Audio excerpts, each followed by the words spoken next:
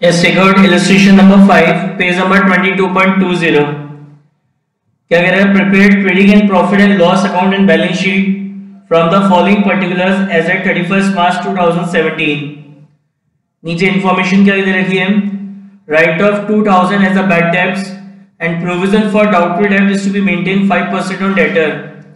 Loan from X was taken on 1st August 2016. No interest has been paid so far. Included in journal expenses is insurance premium of rupees 1200 paid for 1 year ended on 30th June 2017.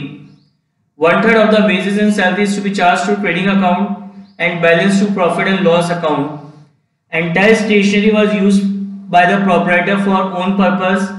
Closing stock was valued at rupees 50,000. अब इसका अपन को क्या बनाना है? Trading P&L and balance sheet. तो सबसे पहले अपन ये बनाएंगे ट्रेडिंग अकाउंट. ये हमारा ट्रेडिंग अकाउंट है, डेबिट क्रेडिट. यहां लिखेंगे अपन trading account for the year ended, trading account for the year ended 31st March 2017. 31st March 2017. ठीक है. यह हो गया आपका पर्टिकुलर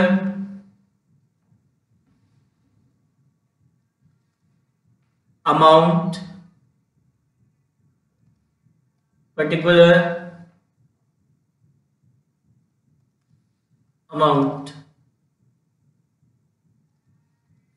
फिर अपन बनाएंगे profit and loss account. Profit and loss account for the year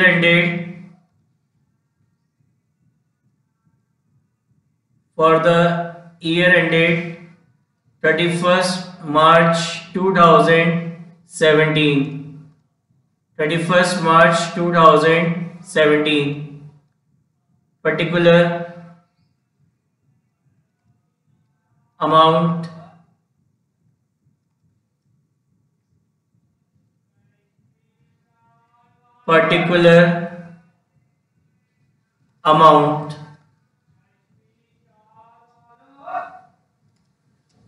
उसके बाद फिर अपन बनाएंगे आप बैलेंस शीट.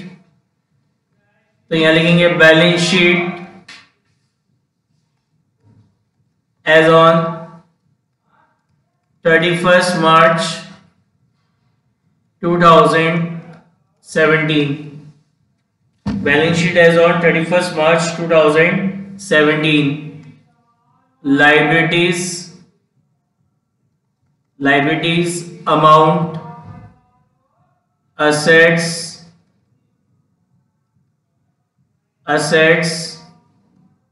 amount.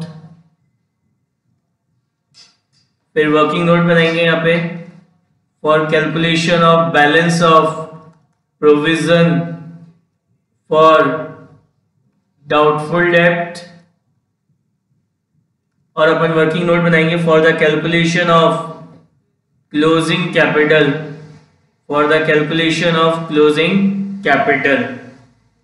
देखो सबसे पहले आपको स्टार्ट करते हैं. सबसे पहले आपको कैश इन हैंड दे रखा है. कैश इन हैंड दे रखा है आपको कितना? 2000 का.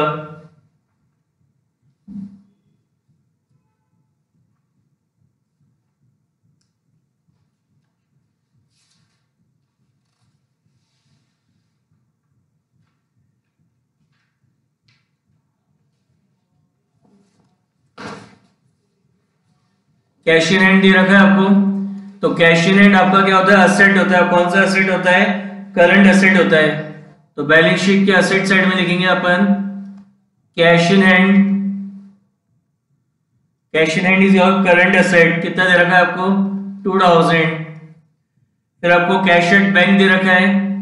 तो cash at bank is also a current asset. तो यहां लिखेंगे कैश एट बैंक. कितना दे रखा है कैश एट बैंक आपको? 18,000 का. उसके बाद है परचेज एंड सेल। तो परचेज का लिखते हैं अपन ट्रेडिंग अकाउंट में, ट्रेडिंग अकाउंट की डेबिट साइड में ओपनिंग स्टॉक के बाद। तो ओपनिंग स्टॉक के लिए अपन ने जगह छोड़ दी, तो यहाँ लिखेंगे टू परचेज 2,20,000। और सेल्स का लिखते हैं अपन ट्रेडिंग अकाउंट की क्रेडिट साइड में, तो यहाँ लिखेंगे बाय सेल्स अकाउंट। सेल्स है आपकी कितनी 3,50,000। उसके बाद है रिटर्न इनवर्ड। रिटर्न इनवर्ड क्या होता है सेल्स रिटर्न। तो सेल्स रिटर्न को अपन क्या लिखते हैं ट्रेडिंग अकाउंट की डेबिट साइड में, तो रिटर्न इनवर्ड। तो रिटर्न इनवर्ड आपको दे रखा है कितना 6,000। फिर है रिटर्न आउटवर्ड। रिटर्न आउटवर्ड क्या होती है, रिटर्न आउटवर्ड होती है परचेज रिटर्न। तो या तो परचेज में से लेस करके शो कर दो या ट्रेडिंग अकाउंट की क्रेडिट साइड में शो कर दो, एक ही बात है। तो बाय रिटर्न आउटवर्ड कितना दे रखा है रिटर्न आउटवर्ड आपको 7,500। फिर एक कैरेज ऑन परचेज। तो carriage on purchase is a direct expense. Carriage on purchase is a direct expense. तो यहां लिखेंगे कैरेज ऑन परचेज। तो कैरेज ऑन परचेज आपको दे रखा है कितना 4,400। फिर है आपका कैरेज ऑन सेल्स। तो carriage on sales is a indirect expense. और जितने भी इनडायरेक्ट एक्सपेंसेस हैं उसको अपन क्या लिखते हैं प्रॉफिट एंड लॉस अकाउंट में। तो कैरेज ऑन सेल्स कितना है आपका कैरेज ऑन सेल्स 15,000 नहीं, कैरेज ऑन सेल्स आपको दे रखा है 2,100। Carriage on sale is 2,100। उसके बाद फिर आपको दे रखा है फ्यूल एंड पावर। तो फ्यूल एंड पावर आपका डायरेक्ट एक्सपेंस होता है, इस पे कोई एडजस्टमेंट नहीं है। तो यहां लिखेंगे अपन to fuel and power. To fuel and power कितना दे रखा है फ्यूल एंड पावर आपको 36,000 सॉरी 15,500। फ्यूल एंड पावर आपको दे रखा है कितना 15,500। उसके बाद नेक्स्ट आपको दे रखा है स्टॉक 1 अप्रैल का। तो ये आपका ओपनिंग स्टॉक है। तो ट्रेडिंग अकाउंट में यहां लिखेंगे टू ओपनिंग स्टॉक। तो ओपनिंग स्टॉक आपको गिवन है कितने का 6,200 का ओपनिंग स्टॉक आपका गिवन है, सॉरी 36,000 का ओपनिंग स्टॉक है आपका कितना 36,000। ओपनिंग स्टॉक आपका गिवन है कितना 36,000। ओपनिंग स्टॉक के बाद आपको बैड डेब्ट्स दे रखे हैं। तो बैड डेब्ट्स पे एडजस्टमेंट है point number 1, write off 2,000 as a bad debts and provision for doubtful debts to be maintain 5% on debtor. तो अपन इसके लिए ये वर्किंग नोट बनाएंगे प्रोविजन फॉर डाउटफुल डेब्ट का। सबसे पहले अपन यहाँ लिखेंगे बैड डेब्ट्स। यहाँ कौन से बैड डेब्ट्स लिखते हैं अपन which is given in trial balance, which is given in trial balance। तो ट्रायल बैलेंस के अंदर कितने दे रखे हैं bad debts. Bad debts given in trial balance is 6,200। Bad debts given in trial balance is 6,200। फिर इसमें अपन ऐड करते हैं further bad debts. Further bad debts कौन से फर्दर बैड डेब्ट्स वो which is given in adjustment, which is given in adjustment। देखो नीचे adjustment में फर्दर बैड डेब्ट्स गिवन है। पॉइंट नंबर 1 क्या कह रहा है आपसे write off 2,000 as a bad debts. तो एडजस्टमेंट में जो आपको बैड डेब्ट्स गिवन होते हैं वो आपकी क्या कहलाते हैं फर्दर बैड डेब्ट्स कहलाते हैं। तो फर्दर बैड डेब्ट्स हैं आपके पास कितने के 2,000 के। फिर इसमें से अपन लेस करते हैं क्या ओल्ड प्रोविजन फॉर डाउटफुल डेब्ट। ओल्ड प्रोविजन फॉर डाउटफुल डेब्ट। तो ये जो ओल्ड प्रोविजन फॉर डाउटफुल डेब्ट है it is given in the trial balance. तो आपको दे रखा है प्रोविजन फॉर डाउटफुल डेब्ट कितना दे रखा है 2,500। फिर ऐड करेंगे अपन इसमें क्या न्यू प्रोविजन फॉर डाउटफुल डेब्ट।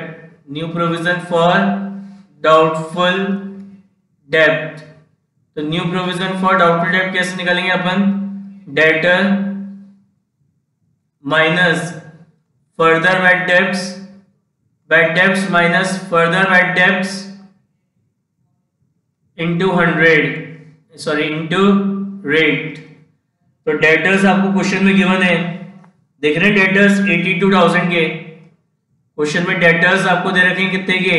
82,000 के ट्रायल बैलेंस के अंदर, देख गए। माइनस क्या करना है? Further bad debts. Further bad debts क्या होते हैं? Which is given in adjustment. तो पॉइंट नंबर 1 में दे रखा है बैड डेब्ट्स कितने? 2,000 इंटू रेट। तो क्या कह रहा है आपसे कि प्रोविजन फॉर डाउटफुल डेट आपको बनाना है कितना? 5% ऑन डेटर। तो 82 माइनस 2,000 कितना बचा? 80। तो 80,000 का 5%, 80,000 का 5% कितना होता है? 80,000 का 5% होता है कितना? 4,000। कितना होता है आपका? 4,000। तो अपन ये एडलेस करेंगे, तो ये एडलेस करने के बाद आ रहा है आपका 9,700। तो ये आपका क्या आ गया? प्रोविजन अकाउंट का बैलेंस। ये आपका प्रोविजन अकाउंट का बैलेंस आ गया कितना? 9,700। तो प्रॉफिट एंड लॉस अकाउंट में लिखेंगे टू प्रोविजन फॉर डाउटफुल डेब्ट कितना है? 9,700।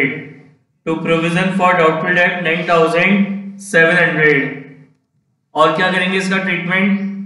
या बैलेंस शीट में लिखेंगे अपन डेटर्स। कितने के डेटर्स हैं आपके पास? ट्रायल बैलेंस में आपको डेटर्स गिवन है कितने के? 82,000 के। इसमें से सबसे पहले अपन लेस करते हैं फर्दर बैड डेब्ट्स। क्या लेस करते हैं अपन इसमें? सबसे पहले further bad debts. Further bad debts कौन से? जो नीचे एडजस्टमेंट में गिवन है। तो फर्दर बैड डेब्ट्स कितने हैं? 2,000 के। और फिर इसमें से अपन क्या लेस करते हैं? अपन लेस करते हैं न्यू प्रोविजन फॉर डाउटफुल डेब्ट। तो न्यू प्रोविजन कितना है? ये रहा न्यू प्रोविजन। तो न्यू प्रोविजन फॉर डाउटफुल डेब्ट आपको गिवन है कितने का? 4,000 रुपीज का। न्यू प्रोविजन फॉर डाउटफुल डेब्ट, this is your new provision for doubtful डेब्ट, कितना है? 4,000 रुपीज का। तो डेटर्स कितने रह गए यहाँ पे आपके? 76,000। डेटर्स कितने रह गए आपके? 76,000। तो ये एडजस्टमेंट हो गया किसका? पॉइंट नंबर 1 का। बैड डेब्ट्स हो गया, बैड डेब्ट्स प्रोविजन इसका एडजस्टमेंट हो गया, डेटर्स का एडजस्टमेंट हो गया। अब आपको क्या दे रखे हैं? क्रेडिटर्स। तो creditor is a current liability. तो बैलेंस शीट की लायबिलिटी साइड में लिखेंगे क्रेडिटर। तो क्रेडिटर्स आपको दे रखे हैं कितने के? क्रेडिटर्स 30,000 रुपीज के। उसके बाद कैपिटल दे रखी है, तो यहां लिखेंगे अपन कैपिटल। तो कैपिटल आपको दे रखी है कितने की? 2,17,000 की कैपिटल आपको गिवन है। फिर आपको इन्वेस्टमेंट गिवन है। कैपिटल भी एडजस्टमेंट थोड़ी है, कोई एडजस्टमेंट नहीं है। फिर इन्वेस्टमेंट आपको दे रखे हैं कितने के? 20,000 के। तो इन्वेस्टमेंट हमारे क्या होते हैं? असेट होते हैं। इन्वेस्टमेंट हमारे क्या होते हैं? असेट होते हैं। तो बैलेंस शीट के असेट साइड में लिखेंगे इन्वेस्टमेंट। कितना इन्वेस्टमेंट दे रखा है? 20,000 रुपीज का। फिर है आपका क्या? Interest on investment. तो इंटरेस्ट ऑन इन्वेस्टमेंट आपकी इनडायरेक्ट इनकम होती है। तो इनडायरेक्ट इनकम्स को क्या लिखते हैं अपन? P&L में। इंटरेस्ट ऑन इन्वेस्टमेंट, अपन ने जो इन्वेस्टमेंट करे उस पर इंटरेस्ट हमें रिसीव होगा, तो it is your indirect income. और जितनी भी इनडायरेक्ट इनकम्स होती हैं उसको अपन प्रॉफिट एंड लॉस अकाउंट में क्या करते हैं? क्रेडिट कर देते हैं। कितना है? 2,000। फिर है loan from x at the rate 18% per annum. तो लोन फ्रॉम एक्स से मतलब ये लोन हमने एक्स से ले रखा है। तो लोन आपकी क्या होती है? लायबिलिटी होती है। तो बैलेंस शीट की लायबिलिटी साइड में लिखेंगे loan from x at the rate 18% per annum.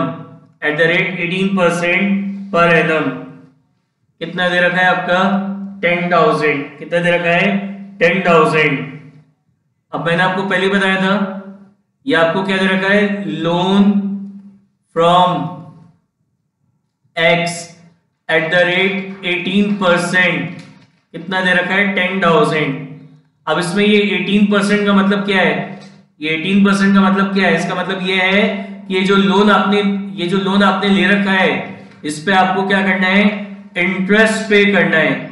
इस पे आपको इंटरेस्ट पे करना है, किस रेट से, 18% पर एनम की रेट से आपको क्या करना है, इंटरेस्ट पे करना है। ये अपन ने पहले भी डिस्कस किया था। अगर किसी भी लोन के आगे कोई परसेंटेज दे रखी है, कोई रेट ऑफ इंटरेस्ट दे रखी है, तो इसका मतलब क्या होता है कि जो लोन आपने ले रखा है आपको उस पे इस रेट से क्या करना है, इंटरेस्ट पे करना है। तो यानी आपका जो इंटरेस्ट ऑन लोन है, आपका जो इंटरेस्ट ऑन लोन है वो कितना हो जाएगा, 10,000 का 18%, तो 10,000 का 18% कितना होता है, 1800। यानी आपने जो लोन ले रखा है इस पे आपको 1800 रुपीज का क्या करना है, इंटरेस्ट पे करना है। देखो ट्रायल बैलेंस में है क्या कोई इंटरेस्ट, ट्रायल बैलेंस के अंदर कोई इंटरेस्ट नहीं है। तो इसका मतलब क्या हो गया, ये 1800 रुपीज का जो ये इंटरेस्ट है ये हमारे करंट ईयर का इंटरेस्ट है, लेकिन हमने इसको करंट ईयर में क्या हुआ, पे नहीं करा। अगर इसको करंट ईयर में पे करते तो ट्रायल बैलेंस में शो होता, लेकिन ये खर्चा तो करंट ईयर का है। और ऐसा कोई भी खर्चा जो करंट ईयर से रिलेटेड हो, वेदर पेड और नॉट, चाहे आपने उसको पे कराओ या ना पे कराओ, आपको उसे कहां शो करना होता है, प्रॉफिट एंड लॉस अकाउंट में शो करना होता है।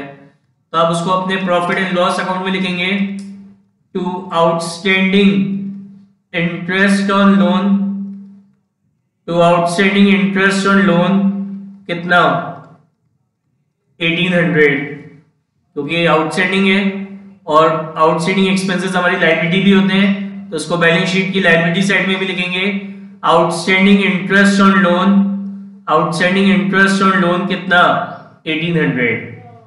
तो ऐसा कोई भी खर्चा जो हमारे करंट ईयर से रिलेटेड है, वेदर, अच्छा इस पे एक एडजस्टमेंट दे रखा था पॉइंट नंबर 2 में, पॉइंट नंबर 2 में देखो एक एडजस्टमेंट दे रखा था, इसमें रीड करो पॉइंट नंबर 2, कह रहा था loan from x was taken on 1 अगस्त। ये जो लोन अपन ने लिया था एक्स से, कब लिया था, 1 अगस्त को लिया था।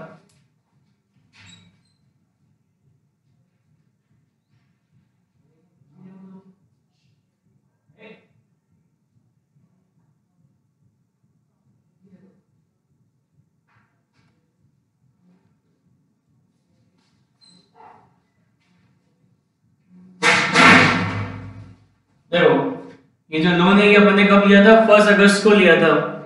This loan was taken on 1 अगस्त, ये एडजस्टमेंट के पॉइंट नंबर 2 में ले रखा है। तो यानी इस पे इंटरेस्ट कब से कब तक देंगे, 1 अगस्त से 31 मार्च। तो 1 अगस्त से 31 मार्च कितने मंथ्स होते हैं, अगस्त, सितंबर, अक्टूबर, नवंबर, दिसंबर, जनवरी, फरवरी, मार्च, कितने हो गए, 8 मंथ्स हो गए। तो यानी हमारे करंट ईयर के कितने हो रहे हैं, 8 मंथ्स हो रहे हैं। समझ आया। ये जो लोन है ये अपन ने कब लिया था, 1 अगस्त। तो इंटरेस्ट भी कब से कब तक का पे करेंगे, 1 अगस्त से 31 मार्च। तो हमारे करंट ईयर का कितना है, 8 मंथ्स का इंटरेस्ट।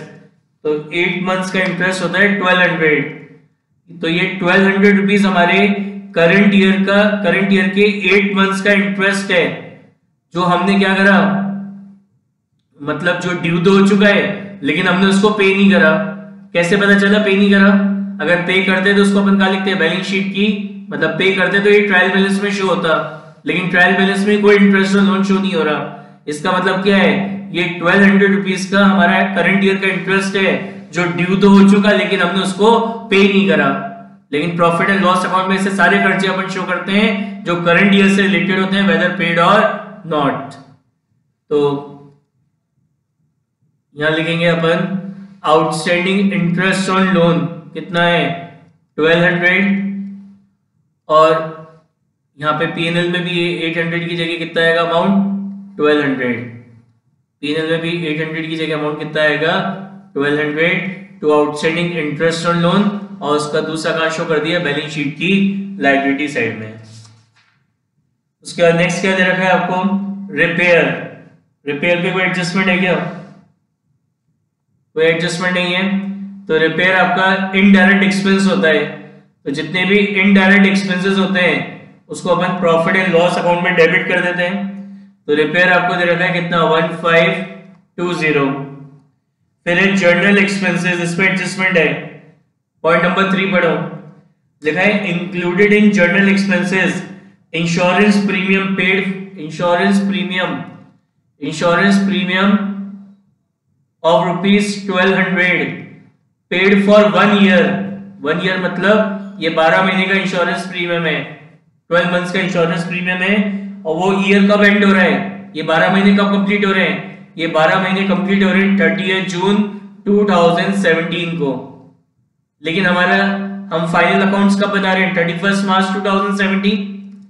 तो ये जो इंश्योरेंस प्रीमियम है ये 1 साल का अपन ने पे करा है, और वो 1 साल कब खत्म हो रहा है, 30 जून 2017। लेकिन हमारा तो अकाउंटिंग ईयर 31 मार्च 2017 को खत्म हो जाएगा, यानी अप्रैल, मई और जून, तो 3 महीने का क्या हो गया, ये एडवांस में पे हो गया करंट ईयर में। हमने करंट ईयर में 3 महीने का क्या करा है, इंश्योरेंस प्रीमियम एडवांस में पे कर दिया है।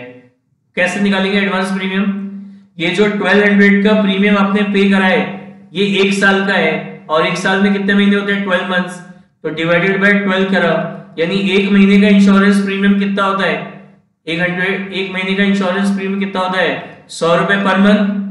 और एडवांस कितने महीने का हो गया, 31 मार्च के बाद जितने भी महीने हैं, तो 31 मार्च के बाद 30 जून 2017, तो कितने हो गए, अप्रैल, मई, जून, कितने हो गए, 3 महीने, तो इंटू 3, तो कितना हो गया ये आपका 300 रुपीज का क्या हो गया, ये प्रीपेड हो गया। 300 रुपीज का क्या हो गया, ये आपका प्रीपेड हो गया। तो यहां लिखेंगे अपन टू जर्नल एक्सपेंसेस,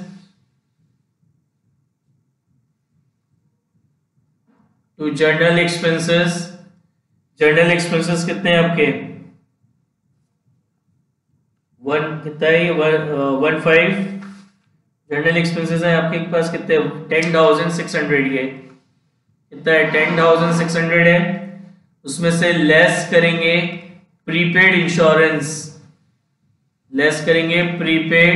इंश्योरेंस, तो प्रीपेड इंश्योरेंस कितना है, 300 रुपीज का, तो ये आ जाएगा आपका कितना, 10,300। और बैलेंस शीट की असेट साइड में लिखेंगे प्रीपेड इंश्योरेंस कितना, 300। समझ में आ गई बात आपको, कि अपना टोटल जो है इंश्योरेंस प्रीमियम जो अपन ने पे करा था वो कितना पे करा था, 1200 का। ये 1200 रुपीज का इंश्योरेंस प्रीमियम कितना है, 1 ईयर मतलब 12 मंथ्स का। और ये 12 मंथ्स कब खत्म हो रहे हैं, 30 जून 2017। लेकिन उससे पहले हमारा अकाउंटिंग ईयर एंड हो जाएगा 31 मार्च 2017 को। तो ये 3 मंथ्स का क्या हुआ, एडवांस हो गया। तो 1200 डिवाइडेड बाय 12 तो कितना हो गया, 100 रुपीज पर मंथ। तो 100 इंटू 3 के हिसाब से कितना हो गया, ये 300। तो टू जनरल एक्सपेंसेस आ गया 10,600, लेस करेंगे इसमें से प्रीपेड इंश्योरेंस कितना, 300, तो ये आ गया 10,300। और बैलेंस शीट की असेट साइड में लिख देंगे प्रीपेड इंश्योरेंस कितना, 300। उसके बाद नेक्स्ट है आपका लैंड एंड बिल्डिंग। तो लैंड एंड बिल्डिंग पे कोई एडजस्टमेंट है, there is no adjustment regarding land and building. तो लैंड एंड बिल्डिंग आपकी फिक्स एसेट होती है, तो बैलेंस शीट की एसेट साइड में लिख देंगे लैंड एंड बिल्डिंग कितना है, लैंड एंड बिल्डिंग आपका 1,80,000, 1,80,000। फिर दे रखा है आपको वेजेस एंड सैलरी, इस पे एडजस्टमेंट है। पॉइंट नंबर 4 कह रहा है 1/3 of the wages and salary is to be charge to trading account and balance in profit and loss account. मतलब कि आपको आपकी जो वेजेस एंड सैलरी है, वेजेस एंड सैलरी टोटल कितनी वेजेस एंड सैलरी है आपकी, ट्रायल बैलेंस में दे रखी है वेजेस एंड सैलरी कितनी, 18,000। वेजेस एंड सैलरी आपको दे रखी है कितनी, 18,000। इसमें से 1/3 तो 18,000 का 1/3 निकालेंगे, तो 18,000 का 1/3 कितना हो जाएगा, 6,000। तो ये जो इसको तो अपन चार्ज करेंगे कहाँ पे, ट्रेडिंग अकाउंट में, मतलब ट्रेडिंग अकाउंट में डेबिट करेंगे। और जो रिमेनिंग है, रिमेनिंग कितनी होगा, 2/3। तो 18,000 का 2/3 तो 2/3 कितना हो गया, 600 into 2 कितना हो गया, 12,000।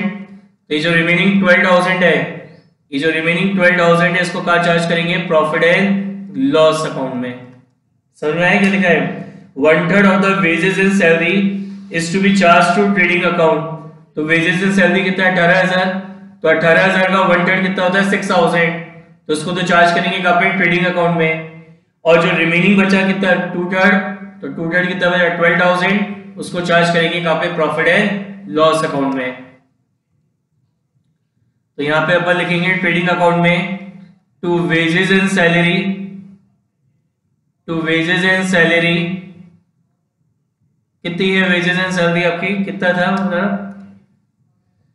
जो ट्रेडिंग अकाउंट में चार्ज करना है 1/3 अमाउंट, तो 1/3 अमाउंट कितना है 6,000, तो यहाँ लिखेंगे टू वेजेस एंड सैलरी कितना 6,000, और जो बाकी की वेजेस एंड सैलरी है, जो रिमेनिंग वेजेस एंड सैलरी है उसको चार्ज करना है कहाँ पे प्रॉफिट एंड लॉस अकाउंट में, तो रिमेनिंग कितनी बची 12,000। क्लियर है पॉइंट।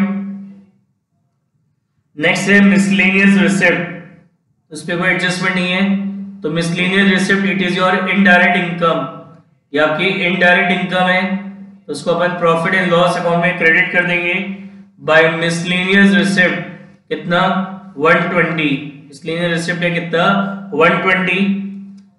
फिर आपको दे रखा है बिल्स पेबल, तो बिल्स पेबल आपकी करंट लायबिलिटी है, तो बैलेंस शीट की लायबिलिटी साइड में लिखेंगे बिल्स पेबल, तो बिल्स पेबल आपको दे रखा है कितना, बिल्स पेबल आपको दे रखा है कितना 5,200।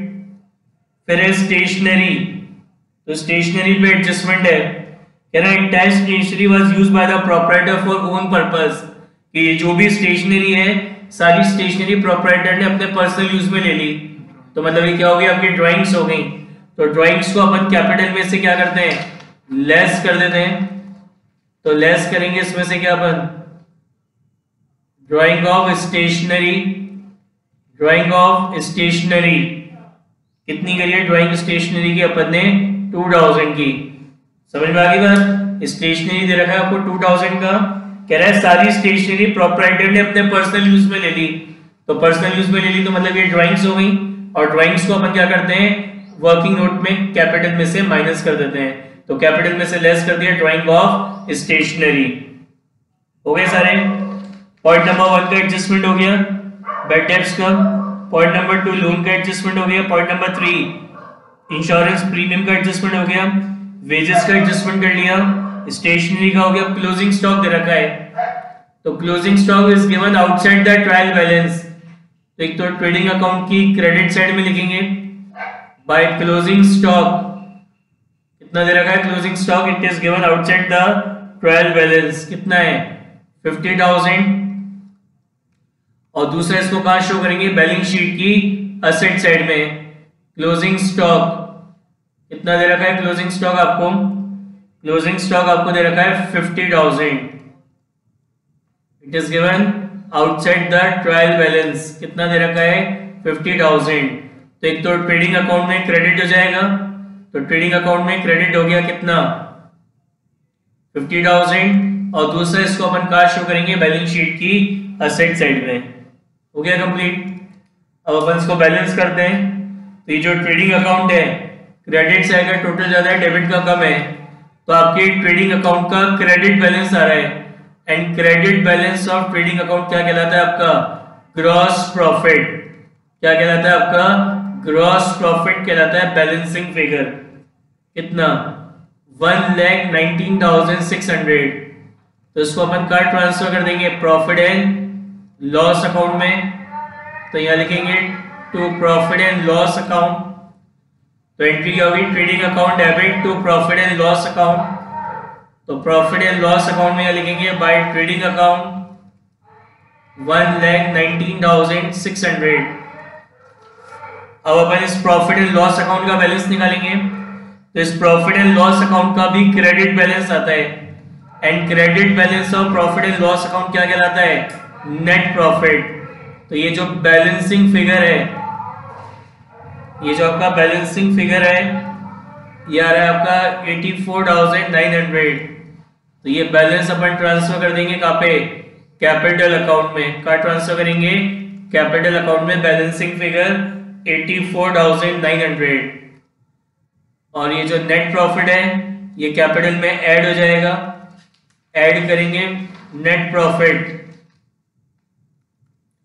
तो नेट प्रॉफिट आपको गिवन है कितने का, नेट प्रॉफिट कितना निकाला था अभी अपन ने 84,900, कितना निकाला था 84,900।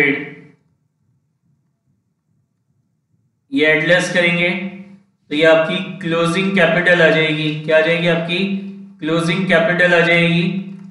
एडलेस करने के बाद, ये एडलेस करने के बाद क्लोजिंग कैपिटल आ रही है 2,99,900। इसको यहाँ लिखेंगे क्लोजिंग कैपिटल, क्लोजिंग कैपिटल दे रखी है आपकी कितनी 2,99,900, ठीक है। इसका टोटल करेंगे तो ये आ रहा है 3,46,300 एंड 3,46,300, ठीक है। समझ में आ गई है।